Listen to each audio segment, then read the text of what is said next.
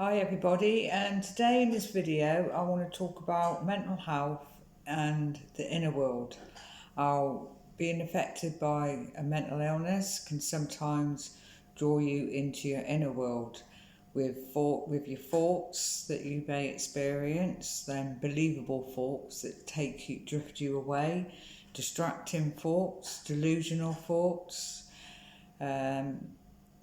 just your thoughts in general, the uncomfortable thoughts that you may experience as well, and your emotions, your feelings, your repressed emotions and feelings being drawn, focusing on what's going on in my mind, what's going on in my body, being more focused on inner rather than the outer world, like taken away from reality as well with those believable thoughts. Now, coping, I want to also talk about how, like, coping with those thoughts and those repressed feelings and emotions. But why, first of all, the thoughts. I want to talk about the thoughts first. Now, with a mental illness, let's just say schizophrenia, because schizophrenia is one of the more severe of the mental illnesses, with it has the positives and the negatives. Now, your positives are the delusional thoughts, being taken away from reality, paranoia, your personality, just how that and so forth. That's all added symptoms.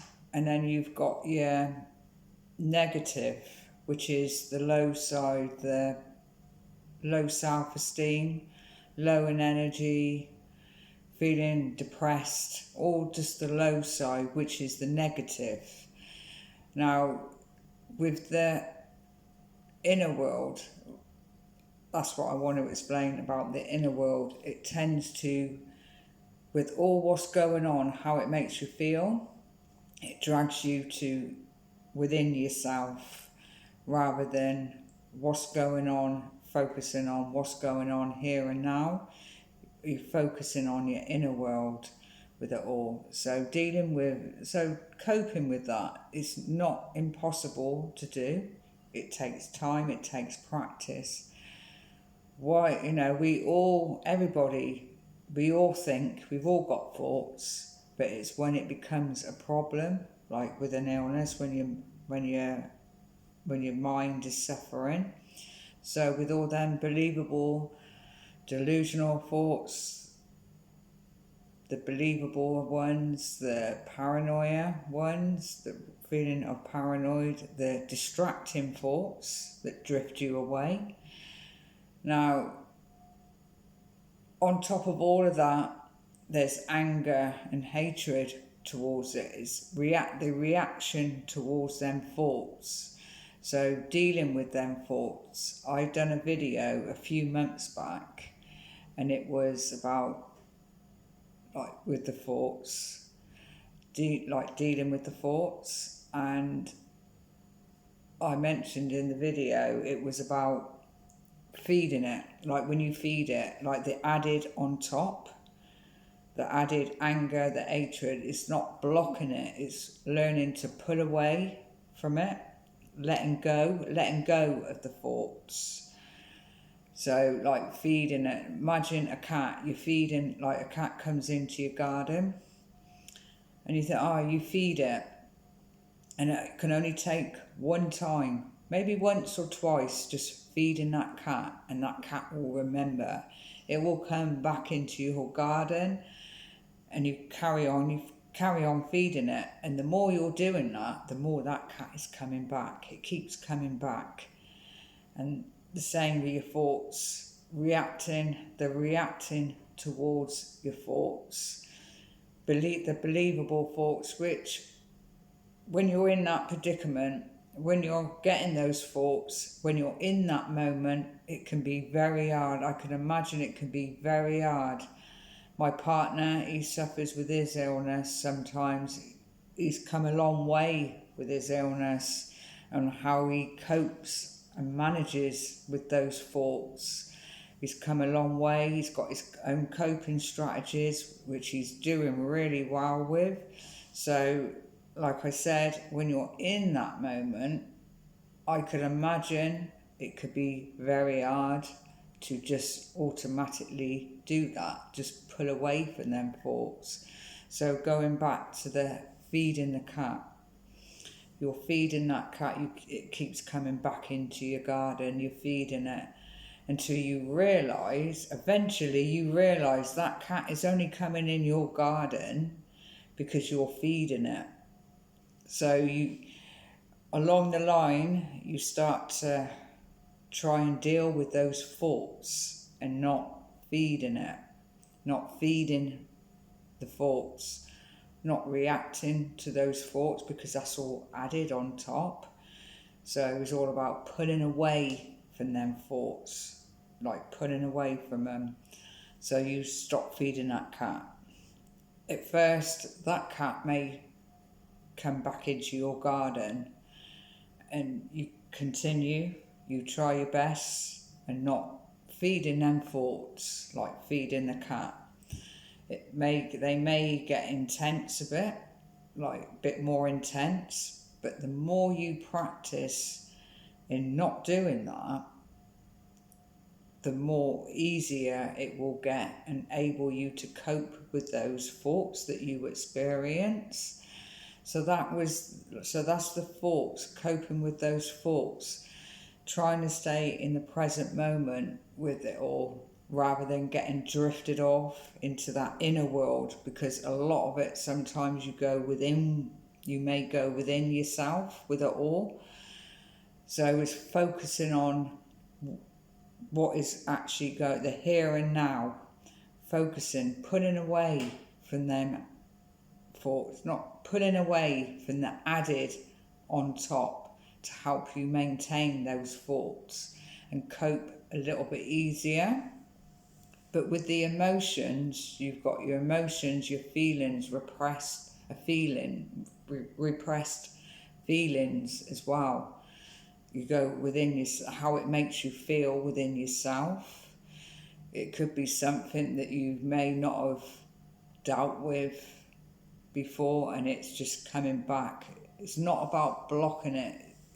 The more you block it, the more those thoughts and feelings within, they will come back. So it's learning to let them arise, let your thoughts, feelings and them emotions, let them arise and pass. It's just arising and passing, trying to relax with it, or relaxing with it all, because the more anger and feeling tense, how it makes you feel within yourself. So it's like a little cycle going on. So it's learning to let it arise and pass, and putting away from that inner world and trying to focus on being mindful and focus on the outer world. There's techniques, it's all what works for you. Everybody's different how their mental illness may affect them, but the symptoms may be similar, but it could be, everybody, like I said, not everybody is different in how it affects them. Just like the coping strategies, it's all about what works for you. Now, meditation is a good one to help with those thoughts, those feelings and emotions, like kindness, being kind, learning to be kind to yourself, kindness, and also as well, it'll help you to be able to relax with it all and sit with it, rather than you have to do something, you have to get up, you have to do something. Sometimes it's good just to relax. It's like, just imagine like recuperating, relaxing with it all, learning to let it arise and pass. Now, meditation, that takes a bit of time and practice. You could start off small, but it is beneficial. the more you do it, the more you do these coping strategies, the more benefit you get from it, get from those coping strategies. So it's like keeping at it. And like I said, the more you do it, the more benefit you will get out of it. Another thing as well is finding time for yourself, a bit more relaxing with it all, like having a hot bath, just trying to relax your mind, because sometimes the mind gets a bit busy and that can bring on a bit of stress, a bit of worry, and then how it makes you feel within yourself, and going within yourself in the inner world, listening to some gentle music, that's really good. It can help you just relax, just some nice relaxing music as well. That's another technique. Going out for walks is good. Getting out there, in the fresh air, going for walks as well, especially where there's nature, help you be more mindful, help you put away from that inner world of that negative, that how it makes you feel, and help you to feel more positive and bring you back into the outer world as well. Like I said, it's not impossible to do. A mental illness can be tough. I can imagine it can be tough, but you can also live a near normal life with a mental illness and be positive. It's not all doom and gloom with a mental illness. You may have your ups, you may have your downs, but it's all about what you do to help with it. Those coping strategies, and they're important, those coping strategies, and to have them there in place when you need them as well. Like those tough times you may experience, they're there for those tough times as well, to help you get through those tough times that you may experience. Like I said, my partner, he suffers with his mental illness. He's got his coping strategies. He's come a long way with his illness and being able to, and he's done it all himself. He should be proud. He should be proud of himself, because he's done it all himself, and it's the coping strategies that he's got that helps him. He's been doing meditation now for a long time and practicing it, and he finds it really do help. He's got his other he likes his walks like me. He likes his walks, his exercise. He does kung fu every week, so he's got his things in place to do.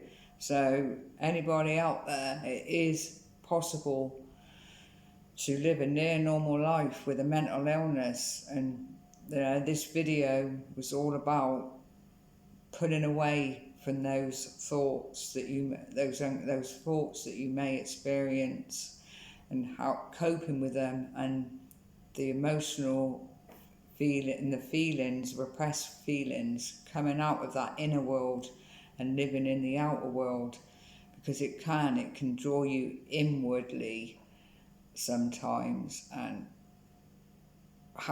distract you from the outer world a bit. So I hope this video was of some help to somebody or some people. Please share this video, because our mental health and our well-being is really important. Just do your best to be positive and give us a like.